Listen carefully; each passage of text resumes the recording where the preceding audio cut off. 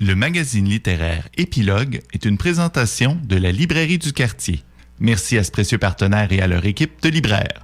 Vos prochaines lectures vous attendent au 1120 Avenue Cartier. Mais les faits avérés, vérifiables, et c'est ça le journalisme. Là. Le livre tombe à un moment, on l'a dit, puis même presque visionnaire, hein, parce qu'à un moment donné, le livre est quand même paru pendant l'été, si je ne m'abuse, et à un moment donné, c'est écrit au pays de Trump et de l'oncle Sam. Donc, moi, je le lisais en sachant que depuis, Trump a été réélu, et après, j'ai lu là, à peu près au moment de son élection. Et quand on voit ce qui s'est passé cette semaine, il y a aussi en toile de fond, on l'a évoqué par rapport à la désinformation, mais il y a une intolérance de plus en plus décomplexée, des groupes, des discours de droite, de normalisation du propos haineux, que ce soit par Elon Musk. On n'a pas besoin d'en faire la démonstration cette semaine. On a eu un salut qui dépasse à peu près l'entendement. Ça fait écho à ce qu'on a vu, donc, particulièrement dans cette semaine surréaliste. L'époque t'inquiète et à la limite inspire aussi, Catherine Lafrance?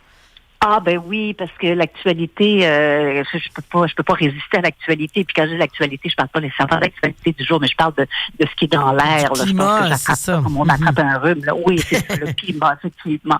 Le climat ambiant ici aux États-Unis, dans les pays occidentaux, on va dire, je connais moins les pays asiatiques, là, je connais moins l'Orient, mais les pays occidentaux, je m'intéresse beaucoup à leur actualité, et c'est vraiment ça qui ressort. Les choses changent.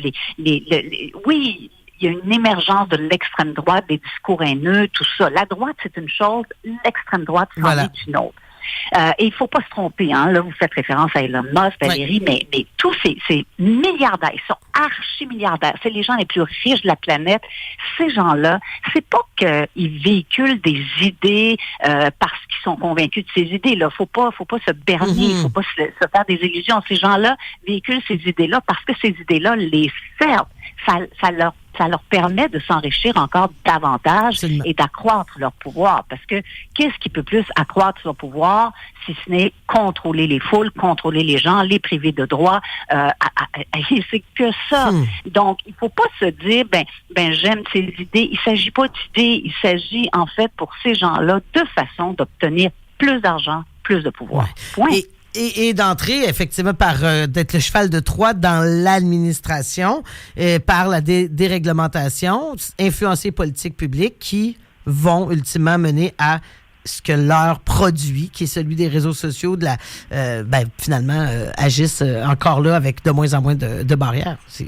Oui, alors c'est ça. Donc, dans le roman, moi, j'ai dépeint une situation qui pourrait survenir ici, évidemment. Là. Ici, c'est différent. Là. On n'a pas, comme on a vu lors de l'inauguration du président, de Donald Trump, on n'a pas tous ces milliardaires qui se collent au pouvoir, en tout cas pas de façon évidente comme ça. Donc, on est beaucoup plus subtil. Mais je dépeins un idéologue, quelqu'un qui croit vraiment ce qu'il dit, sauf qu'il est animé d'une rage, d'une colère, d'une haine difficilement explicable. Il y a des gens comme ça. On en voit sur les réseaux sociaux, on en voit partout. Moi, j'ai toujours beaucoup de difficultés à comprendre ça, à trouver une explication derrière ça, mais il est animé de tous ses sentiments. Et lui a l'intelligence de se dire, moi, je vais m'organiser, et lui et son groupe, évidemment, il n'est pas ça, je vais m'organiser pour m'approcher du pouvoir. Je peux pas le faire de façon frontale, je vais le faire de façon un peu par la bande. Et on va implanter nos idées et on va un peu empoisonner l'ambiance en ce moment. Et inévitablement, il parvient un peu à ses fins. Alors, on est vraiment dans l'époque. Il y a quelque chose de... Quand on dit que le roman policier fait écho au réel et que le réel dépasse parfois la fiction, on est en plein dedans. Catherine Lafrance, le temps file. J'aimerais l'entendre sur un thème. Puis j'aime beaucoup, à chaque enquête de Michel Duquesne, on a l'impression qu'on vit ce personnage qui est moins à l'avant-plan, mais Odile Imbeau. Donc, cette conjointe de Michel qui a toujours une enquête, qui mène comme procureur une vie amène du personnel dans l'histoire. C'est un peu deux en une. Comment tu perçois ce personnage-là dans l'arc narratif, disons, de tes romans? On a l'impression qu'elle est un peu en parallèle. Oui. C'est la conjointe, effectivement, de Michel Duquesne. Et oui, il y a tout le volet personnel de sa vie qui est important aussi. On a l'impression qu'elle est un peu en parallèle, mais elle a sa quête à elle. On l'a vu dès le premier tome. Elle a sa quête, elle a sa préoccupation. C'est une avocate.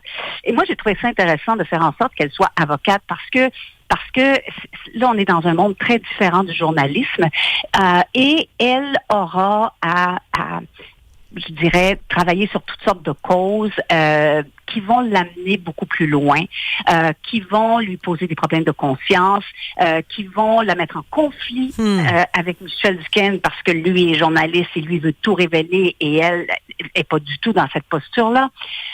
Elle se méfie de ce qui est public, même si elle participe à des procès publics.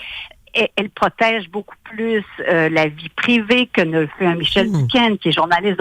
Donc je trouvais que c'était un terreau fertile. Et Odile, là, on le voit, on commence à le voir dans le troisième. On va le voir davantage dans le quatrième parce qu'il y en aura un. Oui. Et dans le cinquième parce qu'il y en aura un aussi. Wow, OK, donc on s'enligne. Oui, elle va prendre de plus en plus de place.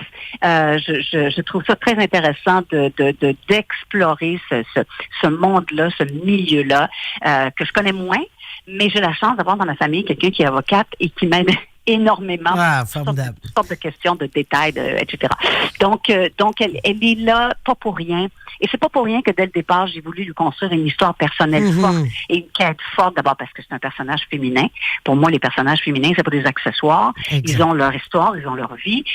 Et donc, je voulais qu'elle prenne sa place et qu'elle prenne de plus en plus de place. Alors, on va la suivre avec plaisir parce que là, donc, on confirme tome 4 et 5. La rédaction va bien? La rédaction du tome 4 est en cours. On a déjà prévu la date, la période de publication, mais je peux pas vous le dire parce que on sait jamais, ça peut changer, il peut y avoir des pépins, n'importe quoi. Mais la rédaction du 5 n'est pas commencée, mais le plan est fait, l'histoire existe. Il restera juste à l'écrire, finalement. Oui, donc je vais dire, admirable Constance, on a hâte de voir quels termes seront abordés. Ça, est-ce qu'on peut le dire ou encore là, c'est secret même pour le quatrième? Non, on peut le dire, le quatrième, et je suis toujours, mais vraiment, je tombe en bas de ma chaise quand j'écris et que je vois l'actualité qui dépasse, évidemment, la réalité dépasse la fiction, qui dépasse ce que je suis en train d'écrire. Et là, si la réalité se met à ressembler à ma fiction, vraiment, ça va mal. Alors, c'est à propos des feux. Et ça a été écrit bien avant les feux en Californie. Oui. J'ai commencé à l'écrire bien avant ça, l'année dernière, en fait. Il ne sera pas question des feux en Californie, mais il sera question de tous ces incendies qui dévastent des forêts, des millions d'hectares partout à travers le monde. Et on semble impuissant. Alors, à travers ça, évidemment, il y aura une enquête. Évidemment, il se passera toutes sortes de choses, il y aura des rebondissements, etc. Mais la toile de fond, cette fois-ci, ce sera ça. Wow! En tout cas, le tenant de Mémoire des glaces commençait par un feu de logement et on voit où ça menait. Alors, on se méfie de tous les feux et de toutes les ficelles que peut tirer Catherine Lafrance dans cette série des enquêtes de Michel Duquesne. Merci pour cette troisième participation Épilogue. C'est un grand plaisir et déjà, l'invitation est lancée pour le 4e tome. J'accepte avec plaisir. Déjà, merci d'avoir invité. Merci Valérie, merci toute l'équipe.